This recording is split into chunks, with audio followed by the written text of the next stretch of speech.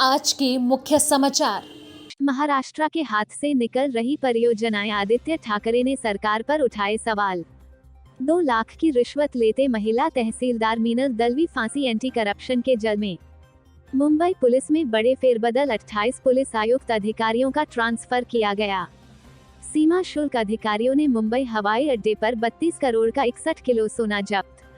कांग्रेस नेता राहुल गांधी की छवि खराब करने के लिए करोड़ों रुपए खर्च किए जा रहे। मुंबई, महाराष्ट्र में एकनाथ शिंदे फडणवीस सरकार एक तरफ जहां राज्य के विकास के लिए निवेशकों को आकर्षित करने के लिए प्रयासरत हैं, वहीं दूसरी तरफ उनके हाथ से एक के बाद एक परियोजनाएं निकलती जा रही है।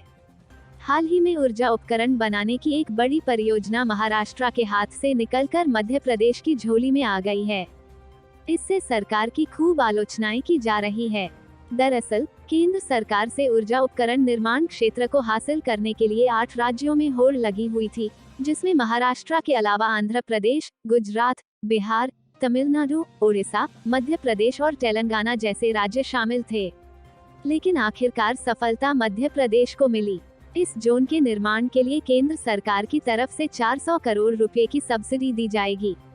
इस निर्माण क्षेत्र के लिए महाराष्ट्र औद्योगिक विकास निगम ने केंद्र सरकार को प्रस्ताव तक भेजा था, लेकिन आखिरकार बात नहीं बनी।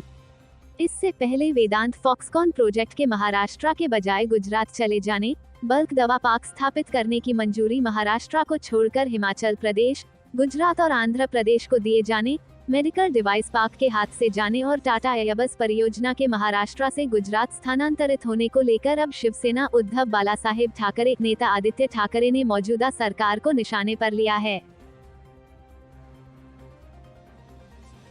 नवी मुंबई, अलीबाग की तहसीलदार मीनल कृष्णा दलवी 49 को 3 लाख रुपए की रिश्वत मांगकर 2 लाख रुपए की रिश्वत लेना महंगा पड़ा है। 2 लाख रुपए की रिश्वत लेते नवी मुंबई के एंटी करप्शन ब्यूरो ने मीनल दलवी को पकड़ा है। इस कार्रवाई से खलबली मच गई है। नवी मुंबई एसीबी की टीम ने यह कार्रवाई शुक्रवार की शाम 5:45 बजे अलीबाग मनपा इमारत के सामने आर.के. इलेक्ट्रॉनिक शॉप में की। Navi Mumbai anti corruption bureau ने मीनल दलवी को 2 लाख रुपए की रिश्वत लेते हुए गिरफ्तार किया है। इससे खलबली मच गई है। नवी मुंबई एसीबी ने शुक्रवार की शाम 6 बजे अलीबाग मनपा भवन के पास आर.के. इलेक्ट्रॉनिक शॉप पर इस ऑपरेशन को अंजाम दिया। तहसीलदार मीनल कृष्णा दलवी और एजेंट राकेश रमाकांत चौहान 49 को नवी मुंबई एसीबी ने रिश्वत लेते रंगे हाथों पकड़ा है। मीनल दलवी ने 3 लाख रुपए की रिश्वत की मांग की थी। समझौते के बाद वह 2 लाख रुपए लेने को तैयार हो गई। शिकायतकर्ता से उनके एजेंट राकेश चौहान को रिश्वत की राशि देने के लिए कहा गया। इसे लेकर 27 वर्षीय एक व्यक्ति ने 28 सितंबर 2022 को Navi Mumbai anti corruption bureau में शिकायत दर्ज कराई। शिकायतकर्ता ने ससुर के नाम की जमीन का 7/12 रजिस्ट्रेशन कराने का आदेश देने व अपील के मामले में फैसला शिकायतकर्ता के ससुर के पक्ष में देने के लिए आरोपी राकेश चौहान ने खुद के लिए व तहसीलदार मीनल दलवी के लिए 3 लाख रुपए की रिश्वत मांगी थी। इसे लेकर शिकायतकर्ता द्वारा 29 सितंबर 2022 को शिकायत किए जाने के बाद नवी मुंबई एसीबी की टीम ने 29 सितंबर 2022 को इसकी जांच की। इसमें मीनल दलवी ने 3 लाख की रिश्वत मांगकर समझौते के बाद 2 लाख रुपए लेने की बात कबूल की थी।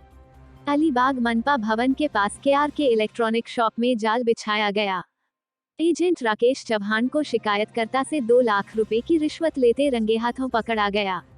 इसके बाद तहसीलदार मीनल दलवी को कब्जे में ले लिया गया। यह कार्रवाई ठाणे एंटी करप्शन ब्यूरो के पुलिस अधीक्षक सुनील लोखंडे ने की। अतिरिक्त पुलिस अधीक्षक अनिल घेरडीकर, नवी मुंबई एसीबी की पुलिस उपाधीक्षक ज्योति देशमुख के मार्गदर्शन में police inspector Shivraj Bendre, police constable Jadhav Pawar, चालक गायकवाड़, पुलिस नायक तम्हानेका, नायक आयरे, महिला पुलिस नायक सावंत, विश्वासराव चौहान, माने की टीम ने की। मुंबई, महाराष्ट्र की राजधानी मुंबई में एक बड़े फेरबदल में 28 पुलिस कमिश्नर और डिप्टी कमिश्नर पुलिस अधिकारियों का ट्रांसफर किया गया है। इस बार इन डिप्टी कमिश्नरों का ट्रांसफर करके अब उन अधिकारियों को वापस लाया गया है जिन्हें महाविकास आघाड़ी सरकार के दौरान एक तरह से साइड पोस्टिंग में भेज दिया गया था। इनमें से कुछ तो मुंबई के पूर्व पुलिस कमिश्नर परमवीर सिंह के साथ भी काम कर चुके हैं। हालांकि इन डीसीपी के ट्रांसफर के अलावा जो अधिकारी नियुक्ति का इंतजार कर रहे थे, उन्हें नियुक्ति के लिए पहले तय की गई जगहों से फिलहाल अलग जगहों पर भेजा गया है। गौरतलब है कि इसके पहले भी बीते 7 नवंबर को महाराष्ट्र पुलिस दल में अब तक का सबसे बड़ा फेरबदल हुआ था। डीसीपी एवं एसपी रैंक के 115 हिप्स अधिकारियों का तबादला किया गया था। इसमें पुलिस अधिकारी ऐसे थे जो पिछले काफी समय से नियुक्ति का इंतजार कर रहे थे।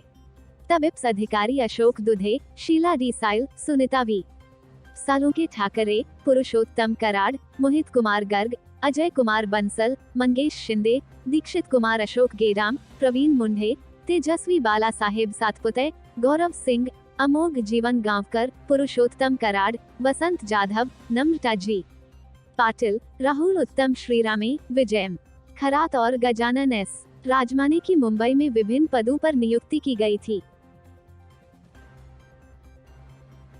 मुंबई, महाराष्ट्र में सीमा शुल्क अधिकारियों ने मुंबई में छत्रपति शिवाजी महाराज अंतर्राष्ट्रीय हवाई अड्डे पर अलग अलग मामलों में 32 करोड़ रुपए मूल्य का 61 किलोग्राम सोना जब्त किया है। अधिकारी ने रविवार को कहा कि शुक्रवार को की गई बरामदगी में 7 यात्रियों जिनमें 5 पुरुषों और 2 महिलाओं को गिरफ्तार किया गया। उन्होंने दावा किया कि मुंबई हवाई अड्डे पर सीमा शुल्क के इतिहास में एक दिन में यह अब तक की सबसे बड़ी बरामदगी है।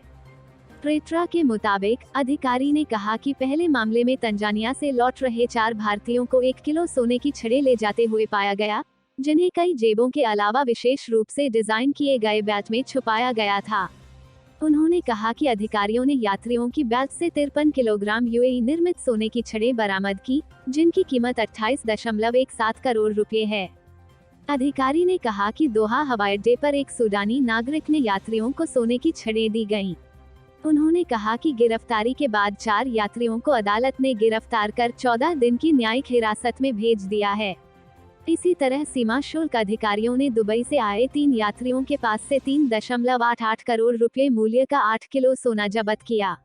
अधिकारी ने कहा कि सोने को यात्रियों द्वारा पहनी गई जीन्स में बड़ी चतुराई से छुपाया गया था। तीनों को गिरफ्तार कर न्यायिक हिरासत में भेज दिया गया। गौरतलब है कि महाराष्ट्र में शुक्रवार को राजस्व खुफिया निदेशालय मुंबई के अधिकारियों ने छत्रपति शिवाजी महाराज अंतर्राष्ट्रीय हवाई अड्डे पर नैरोबी से आ रहे एक यात्री से 4.98 किलोग्राम हेरोइन जब्त की। मुंबई एयरपोर्ट पर यात्री से पकड़ी गई हेरोइन का अंतर्राष्ट्रीय बाजार मूल्य करीब 35 करोड़ रुपए है। इससे पहले भी मुंबई एयरपोर्ट पर यात्रियों से कई बार हेरोइन व अन्य मादक पदार्थ बरामद किए जा चुके हैं। मुंबई, भारत जोड़ो यात्रा में महाराष्ट्र पहुंचे कन्हैया कुमार ने कहा है कि कांग्रेस नेता राहुल गांधी की छवि खराब करने के लिए करोड़ों रुपए खर्च किए गए, लेकिन वास्तविकता बताने के लिए उन्हें सिर्फ सड़कों पर उतरना पड़ा। उन्होंने कहा कि राहुल गांधी को लेकर लोगों ने क्या क्या नहीं कहा। उनकी छवि बिगाड़ने की कोशिश की गई। इस यात्रा के बाद लोगों को उनकी असली छवि देखने को मिलेगी। कन्हैया कुमार ने कहा कि राहुल गांधी को लेकर सोशल मीडिया पर या डिबेट में जो छवि बनाने की कोशिश की गई, उसके विपरीत वो अब सभी लोगों को सामने से दिख रही है। साथ ही उन्होंने भारत जोड़ो यात्रा में शामिल हुए सभी यात्रियों का अभिनंदन भी किया और कहा कि उम्मीद से बढ़कर ये यात्रा उद्देश्य को पूरा करते हुए दिख रही है। भारत जोड़ो यात्रा के दौरान कन्हैया ने कहा कि जब ये यात्रा शुरू हुई तो बहुत से लोगों का सवाल था कि क्या लोग आएंगे, क्या इतना चल पाएंगे, लेकिन इस यात्रा के 60 दिन कैसे बीत गए पता ही नहीं चला। इस तरह की यात्रा की देश को जरूरत थी। यात्रा को लेकर जितना बताया जाना चाहिए था या जितना टीवी पर दिखाया जाना चाहिए था, उतना प्रचारित नहीं किया गया। भले ही न प्रचारित किया हो, लेकिन देश के लोगों को पता है कि यात्रा हो रही है। कन्हैया ने कहा कि इस यात्रा के दौरान कई मुद्दों को बताया गया, जिसमें महंगाई, बेरोजगारी, नौकरी जैसे मुद्दे शामिल हैं। अब भारत जोड़ो यात्रा का दूसरा पड़ाव पूरा करना है और देश की सरकार से जवाब मांगना है। इस देश में लाखों लोग अपना गुजारा करने के लिए रोज पैदल चलते हैं। ये एक तप है और इस तपस्या के मायने समझने के लिए हम इस यात्रा में चल रहे हैं। देश के युवाओं का भविष्य अंधकार में जा रहा है। कांग्रेस नेता मधुसूदन मिस्त्री के प्रधानमंत्री नरेंद्र मोदी को लेकर दिए अमर्यादित बयान पर कन्हैया कुमार ने कहा कि मेरा मानना है, लोकतंत्र में किसी भी व्यक्ति का मुस्तकबिल होगा वो जनता तय करती। मेरा आग्रह है कि तिल का ताड़ न बनाए जाए। उन्होंने आगे कहा कि एक अंग्रेजी में कहावत है, मुझे ये मालूम नहीं है, लेकिन मैं यह बिना मालूम किए पूरे आत्मविश्वास के साथ कह सकता हूँ कि अगर मेरे द्वारा कभी भी कोई गलत बात कही जाएगी बिना इफ बट के, मैं माफी मांगूंगा। गलत गलत होता है, लेकिन उन्होंने कहा है या नहीं इसकी जानकारी मुझे नहीं है। मैं बस इतना कहना चाहता हूँ, गलत सबके लिए गलत है। Bureau report, Mumbai.